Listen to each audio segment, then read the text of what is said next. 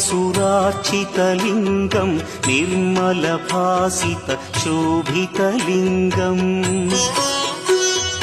जन्मज दुःखविनाशकलिङ्गं तत्प्रणमामि सदा शिवलिङ्गम्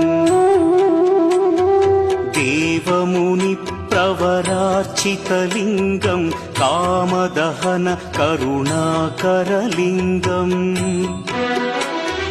रावणदर्पविनाशकलिङ्गं तत्प्रणमामि सदा शिवलिङ्गम्